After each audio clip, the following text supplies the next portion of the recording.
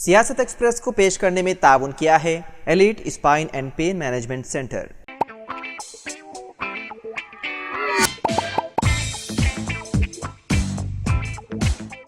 السلام علیکم ناظرین، سیاست ایکسپریس میں آپ کا استقبال ہے۔ میں ہوں محمد شوکت۔ آئیے ناظرین، دن بھر کی خبروں پر مشتمل ہمارے اس خاص بلیٹن پر ڈالتے ہیں ایک سرسری نظر۔ حیدرآباد کی سائبرآباد پولیس نے گزشتہ 45 دنوں میں 3 کروڑ 30 لاکھ روپے مالیت کے 1100 چوری اور گمشدہ موبائل فون برآمد کیے۔ منگل کو فونز متعلقہ مالکان کے حوالے کر دیے گئے۔ سائبرآباد پولیس کی ایک پریس ریلیز کے مطابق چوری شدہ 1100 موبائل فونز میں سے 235 مادھاپور سی سی ایس نے، 166 راجندر نگر سی سی ایس نے، 151 شمس آباد سی سی ایس نے، 185 میرچل سی سی ایس نے، 203 بالانگر سی سی ایس نے اور 90 آئی ٹی سیل کے ذریعے برآمد کیے گئے۔ Deputy commissioner of police crime کے نرسیما نے نوٹ کیا کہ central equipment and identity register یعنی کہ CEIR پورٹل کے نفاذ کے بعد سے محکمے نے صرف اس سال 5500 آلات سمیت 7500 موبائل فونز کی بازیابی میں کامیابی حاصل کی۔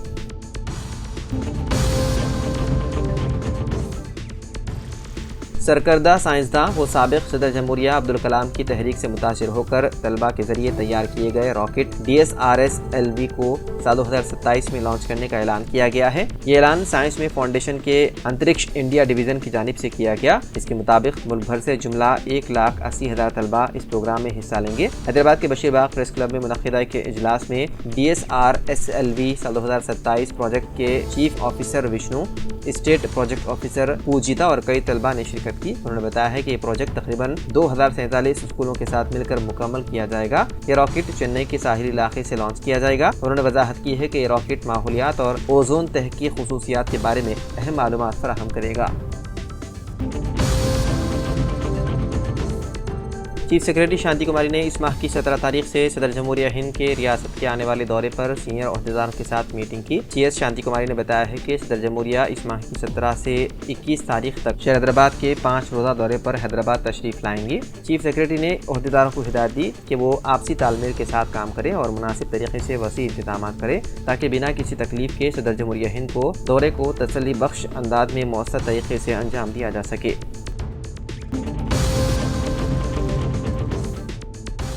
نامعلوم سارقوں نے منگل کی صبح ایل بی نگر کے منصور آباد میں واقع ایپا سوامی مندر میں گھس کر مورتی کے زیورات چرانے کی ناکام کوشش کی، تاہم سارقوں نے مندر میں موجود کلیکشن باکس کو لے کر فرار ہو گئے۔ پولیس کے مطابق ملزمان مین روڈ پر واقع مندر میں داخل ہوئے اور مندر میں موجود چندہ باکس کھول کر رقم چوری کرنے کی کوشش کی، تاہم وہ کامیاب نہ ہو سکے اور اسے موٹر سائیکل پر اپنے ساتھ لے گئے۔ تاہم وہاں سے گزرنے والے ایک موٹر سائیکل سوار نے انہیں دیکھا اور انہیں روکنے کی کوشش کی، جس کے بعد چوروں نے موقع سے فرار ہونے سے پہلے اس موٹر سائیکل سوار کی طرف چاقو دکھائی۔ مندر انتظامیہ کی شکایت کی بنیاد پر ایل بی نگر پولیس نے مقدمہ درج کر لیا اور تحقیقات شروع کر دی۔ انہیں شبہ ہے کہ سارقوں نے مورتی کے سونے کے زیورات چوری کرنے کا منصوبہ بنایا ہوگا۔ پولیس اطراف کے CCTV کیمروں کا جائزہ لے رہی ہے تاکہ سارقوں کی شناخت کی جا سکے اور انہیں جلد از جلد گرفتار کیا جا سکے۔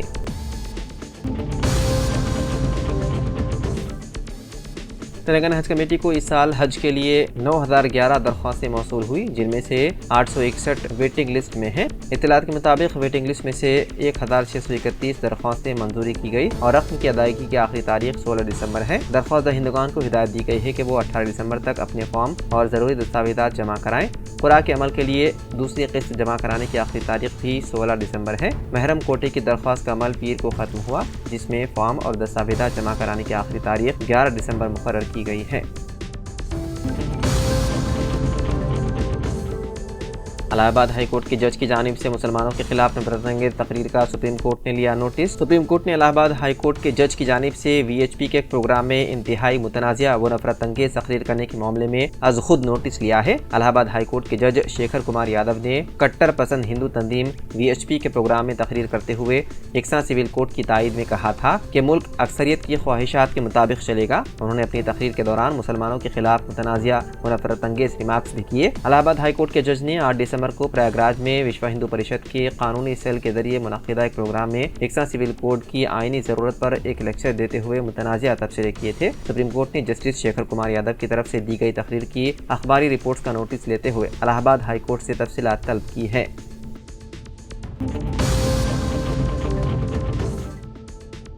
دہلی میں اگلے سال اسمبلی انتخابات کی تیاریوں میں تیزی آئی ہے اور پارٹیاں اپنے امیدواروں کا اعلان کر رہی ہے۔ دیرشنا اسد الدین اویسی کی پارٹی آل انڈیا مجلس اتحاد المسلمین نے دہلی فسادات کے مبینہ ملزم طاہر حسین کو امیدوار بنانے کا اعلان کیا ہے۔ طاہر حسین جو اس سے قبل عام آدمی پارٹی کے ممبر تھے، اب MIM کے امیدوار ہوں گے۔ وہ مصطفی آباد اسمبلی حلقے سے انتخابی میدان میں اتریں گے۔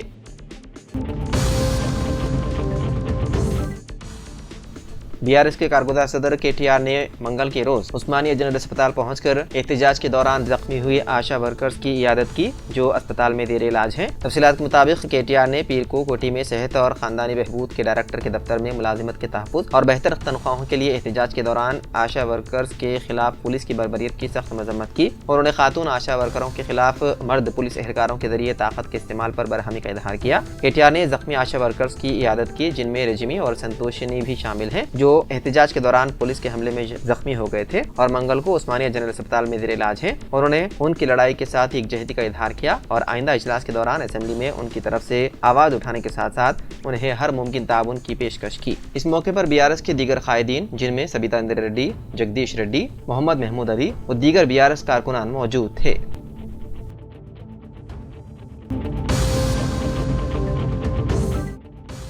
سپریم کورٹ نے جیو 46 پر تلنگانہ حکومت کو نوٹس کیا جاری۔ عدالت عظمیٰ نے گورنمنٹ آرڈر یعنی کہ جیو 46 سے متعلق تلنگانہ حکومت کو نوٹس جاری کرتے ہوئے ریاستی حکومت کو ہدایت دی کہ وہ جوابی حلف نامہ داخل کرے جس میں اس کے موقف اور حکم کے تحت آسامیوں کو پر کرنے کے عمل کی وضاحت کی جائے۔ یہ کیس جیو 46 کے تحت 900 خالی آسامیوں کی بھرتی سے متعلق ہے جو مخصوص زون کے اندر مقامی امیدواروں کے لیے براہ راست بھرتی کی 95% پوسٹیں محفوظ رکھتی ہیں۔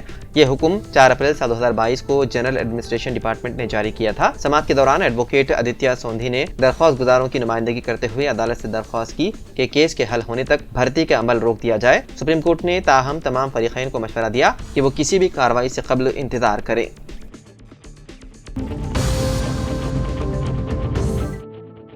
تلنگانہ اسمبلی کے احاطے میں تصاویر اور ویڈیوز لینے پر پابندی عائد کر دی گئی۔ اس سلسلے میں اسمبلی کی لابی میں انتباہی بورڈ لگائے گئے ہیں۔ اس مسئلے پر اپوزیشن نے نکتہ چینی کرتے ہوئے کہا کہ اپوزیشن کے احتجاج کی تصاویر اور ویڈیوز کو باہر جانے سے روکنے کے لیے ایسا کیا گیا ہے۔ قبل ازیں تصاویر اور ویڈیوز پر کوئی پابندی نہیں تھی، تاہم اب نئے ضابطے لگائے گئے ہیں۔ اپوزیشن خاص طور پر BRS حکومت کی جانب سے نافذ کیے گئے نئے قوانین پر ناراض ہیں۔ BRS پارٹی کا کہنا ہے کہ جمہوری حکومت ہونے کا دعویٰ کرنے والی کانگریس حکومت غیر جمہوری اور آمرانہ پالیسیوں پر عمل پیرا ہے۔ پارلیمنٹ میں جاری تعطل کے دوران اپوزیشن جماعتوں نے نائب صدر اور راجیہ سبھا کے چیئرمین جگدیپ دھنکر کے خلاف عدم اعتماد کی تحریک پیش کر دی۔ اپوزیشن اتحاد انڈیا بلاک نے آج 1:37 پر راجیہ سبھا کے سیکریٹری جنرل کو یہ تحریک پیش کی۔ تحریک پر 60 ارکان کے دستخط موجود ہیں۔ نائب صدر جگدیپ دھنکر جو راجیہ سبھا کے منصبی چیئرمین بھی ہیں پر جانبداری کے الزامات عائد کیے گئے ہیں، تاہم اس تحریک پر سونیا گاندھی یا کسی بھی پارٹی کے فلور لیڈر نے دستخط نہیں کیے ہیں۔ اپوزیشن نے الزام لگایا ہے کہ انہیں ایوان میں بولنے کا موقع نہیں دیا جاتا اور چیئرمین جانبداری کا مظاہرہ کرتے ہیں۔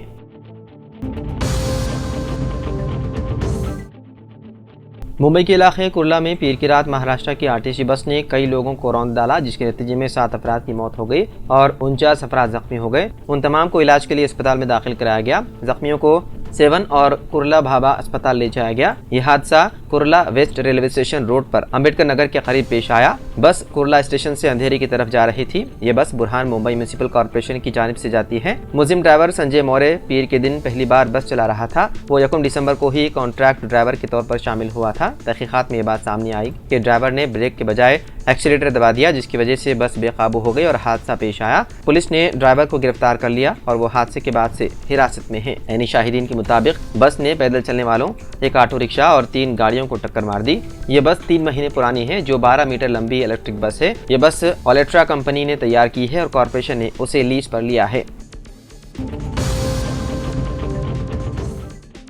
کرناٹک کے سابق وزیر اعلیٰ SM کرشنا کا دیہانت ہو گیا۔ ان کی عمر 92 برس تھی۔ وہ کچھ عرصے سے خرابی صحت سے متاثر تھے۔ منگل کی صبح بنگلور کے سداشیو نگر میں انہوں نے آخری سانس لی۔ 5 دہائیوں سے زیادہ کا طویل سیاسی تجربہ رکھنے والے کرشنا نے مرکزی اور ریاستی سیاست میں کلیدی کردار ادا کیا۔ ان کے دور حکومت میں بنگلور کو دنیا کے سامنے ہندوستان کی سلیکان ویلی کے طور پر متعارف کروایا گیا تھا۔ ان کے انتقال پر معزز شخصیات نے شدید رنج و غم کا کیا اظہار۔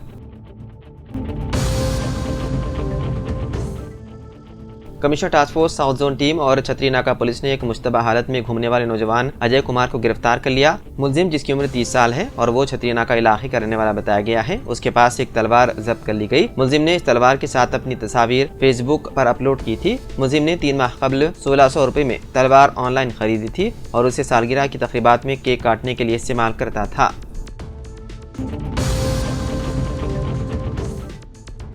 तेलंगाना हाई कोर्ट ने तेलंगाना पब्लिक सर्विस कमीशन के ग्रुप 2 के 783 आसामियों के इम्तिहान पर रोक लगाने से इनकार कर दिया, जो इब्तिदाई तौर पर 15 से 16 दिसंबर तक मुनक़िद होने थे। रावला ज्योति और तेलंगाना के मुख्तलिफ मदरास से ताल्लुक़ रखने वाले 22 दीगर उम्मीदवारों ने दरख्वास्त दायर की। दरख्वास्त गुजारों ने इम्तिहानात के शेड्यूल में तसादुम के बाइस अदालत से मुदाखलत की इस्तदा की। दरख्वास्त गुजारों के मुताबिक रेलवे रिक्रूटमेंट बोर्ड ने 16 से 18 दिसंबर के दरमियान junior engineer, depot material superintendent, chemical और मेटलर्जिकल असिस्टेंट और दीगर के ओहदों समेत 7951 आसामियों के लिए इम्तिहानात शेड्यूल किए हैं। तारीखें उन्हें ग्रुप 2 और रेलवे भर्ती दोनों इम्तिहानात में शिरकत से रोकेंगे। उन्होंने दरख्वास्त की कि ग्रुप 2 के इम्तिहान को बाद की तारीख के लिए मुकर्रर किया जाए, ताकि उम्मीदवारों को दोनों मुसाबिकत इम्तिहानात देने की इजाज़त दी जाए, जो उनके लिए फ़ायदेमंद होगा।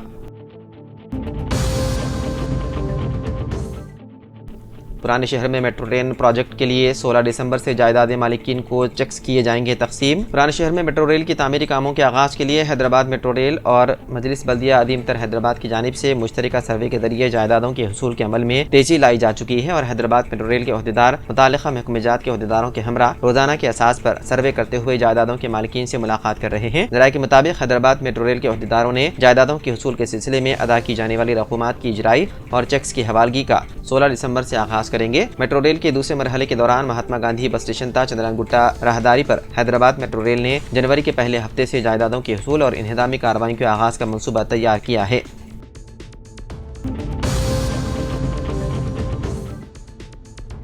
तेलंगाना रियासती हुकूमत लोअर माने डैम पर 300 मेगावाट बिजली पैदा करने का मंसूबा बना रही है। लोअर माने डैम पर तीरता हुआ सोलार पावर प्लांट हासिल करने के लिए पूरी तरह तैयार है। रियासत में मौजूद आबी ज़खायर को सोलार पावर प्लांट लगाने के लिए इस्तेमाल किया जाएगा। तेलंगाना हुकूमत ने पहला सोलार पावर प्लांट लगाने के लिए लोअर माने डैम का इंतखाब किया। अगरचे डैम तकरीबन 80 किलोमीटर तक फैला हुआ है, ताहम डैम के रकबे के 10वें हिस्से पर सोलार पावर प्लांट लगाने का इम्कान है।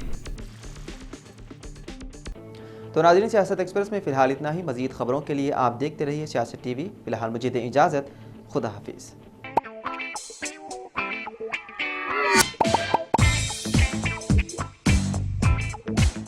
Elite spine and pain management centre बगैर ऑपरेशन और बिना पेन किलर अद्वियात के एडवांस्ड टेक्नोलॉजी के जरिए सिर्फ छोटे इंजेक्शन से कमर और घुटनों के दर्द का शर्तिया इलाज। डॉक्टर प्रकाश गुड़ीपुड़ी और doctor Mohan Irwa interventional pain physician जैसे तजुर्बेकार डॉक्टर्स 25,000 से भी ज्यादा मरीजों का कामयाब व इत्मीनान बख्श इलाज। राबिता कीजिए elite spine and pain management centre, Manikunda और दिलसुख नगर, हैदराबाद।